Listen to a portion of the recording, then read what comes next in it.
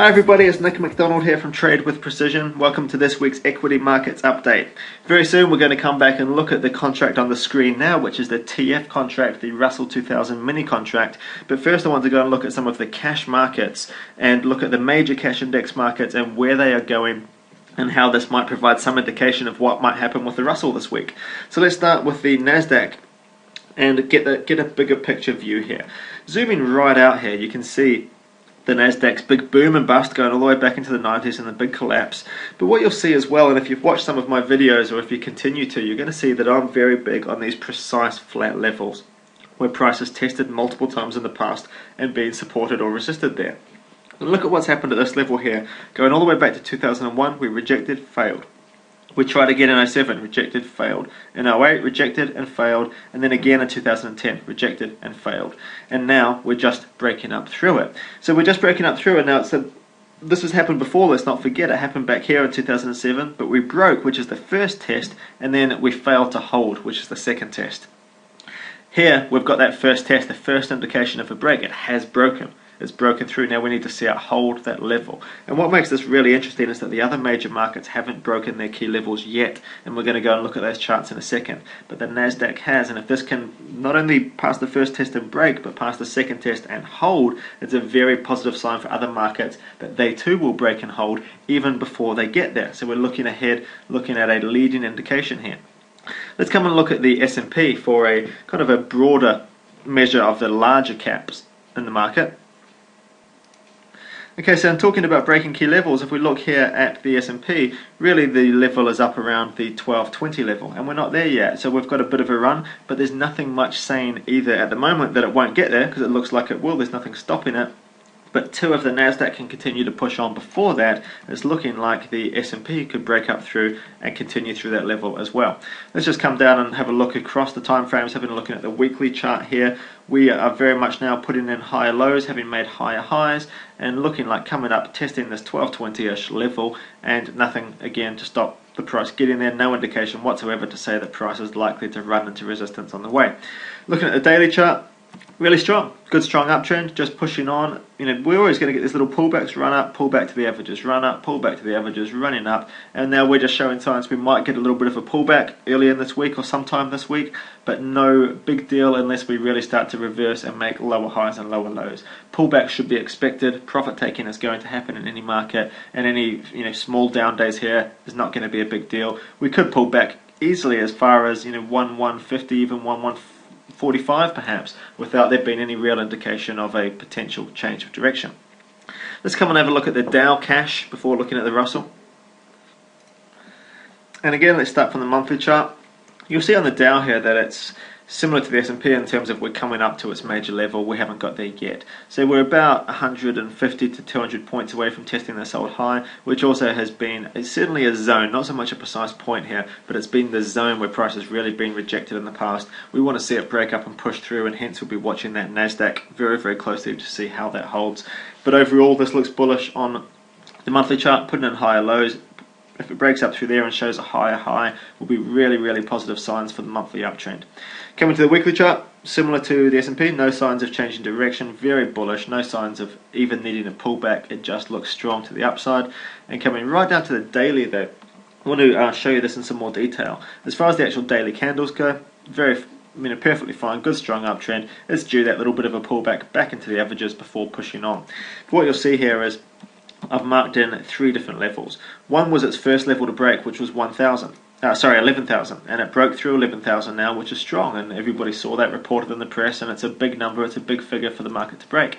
The next one is 11.2. It needs to break up through these highs, and if it can break up through 11.2 and push on, then the main point I want to make is there's nothing else really stopping this. I'm always looking for these flat levels of support and resistance. If it gets through 11.2, there's nothing really stopping it until about 11.650. So then we've got a good clean 400 to 450 point run before we run into any further resistance on the Dow. So again, it's looking strong, it's looking positive. I'm not seeing any major weakness other than the fact we are coming up to big resistance, and hence we're watching the Nasdaq just so closely to see, does it hold, does it give us that leading sign. Let's come and have a look at the Russell. And on the Russell, we will look at this in just a little bit more detail and go a little bit more slowly to tie together the analysis we've just done on the cash markets. Let's do our top-down approach starting from the monthly chart. What we have here is an uptrend. Price is making higher highs than previous highs and higher lows than previous lows.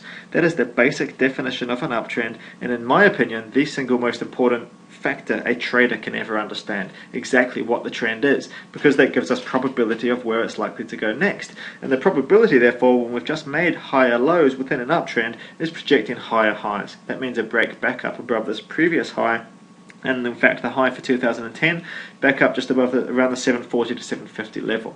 So this is crucial. We want to see price break up through there, and the probability is on our side right now. However, tied in with that, we also have resistance at that level, because it's not just one touch, it's not just a previous high within an uptrend, there's multiple touches there, and resistance says price is likely to fail at that level until we see otherwise, until we see resistance broken. That's why the Nasdaq is so crucial, to see that has broken its key level.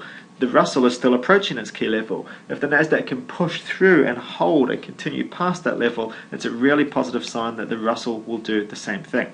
So we're watching this very, very closely, but the most positive sign as well is that between around about where we are now, around about 700 up to 740, 750 area, there is nothing stopping the price from getting there. We're in a good, strong uptrend, good, strong upward momentum. Let's see if the weekly chart tells us anything different. If anything, it just reconfirms that we're in a good strong trend. We're making higher highs and higher lows again on the weekly chart, and we're coming up to this zone. Now see, it's a zone, in fact it's really from about 740 to 750, where we've got this previous high around about 740, but we've got other highs around 750, and up around that zone we want to see where price goes and if it can push through. At the moment it's looking strong. It's looking like at the very least it should get up and test it. There's not showing any resistance in the way stopping price from testing that level, which is very positive. Therefore, coming down to the daily chart, because those moves don't look like there's very far to go on a weekly and a monthly, when we come down to a daily chart, you'll see that we do have a good 40-point run, which is quite significant here on the TF. It's a 5% plus run to get up and just test this previous high at 740. It's not showing any major signs of weakening. We're looking at each of these charts, just being objective and saying, is there confirmation and agreement across time frames, or is there any kind of conflict? And here there's no resistance in the way. There's nothing stopping price getting up there. We're in a nice clean daily chart uptrend. Now, one thing to bear in mind though, daily chart trends, in fact all trends, but this time frame trend will pull back, and prices moves up, pulls back, moves up, pulls back, moves up, pulls back, and we've moved up, so we're due a bit of a pullback. Now, whether that comes this week or not, there's a high chance it will actually come earlier in the week. We'll get a little pullback in. A pullback doesn't change my view. I'm looking at a bigger picture view here, that we should be getting up and testing that 740 to 750 zone. If we pull back, the likelihood is we'll probably pull back into these averages, around the 10 and 20 period moving average. We might even pull back a little bit further and test this 670 level, which was the previous area of support and resistance, which will now act as support if price does come back and test that level. So it can pull back anywhere around there, so long as it continues to make higher highs and higher lows. There's no real danger in a bit of a pullback, nothing to be afraid of. The bigger picture view is that we're still going to get up and test that level. And I remain very bullish on the Russell, and we'll be looking for opportunities to get long on daily charts and lower, as long as this continues in that high time frame momentum of the weekly and monthly charts, and really looking to see closely what happens as we get up and test that level, and watching the other major index markets to really see, do they push through as they test their levels? Do, for example, the Dow and the S&P get up there and test even before the Russell does? And if they do, how do they manage at that level? How do they cope? Do they push through? And if they do, it's just going to be even more positive signs that the Russell will push through as well. Happy trading all. I hope that helps, and I look forward to a great week's trading for all of you, and let's speak on next week's update.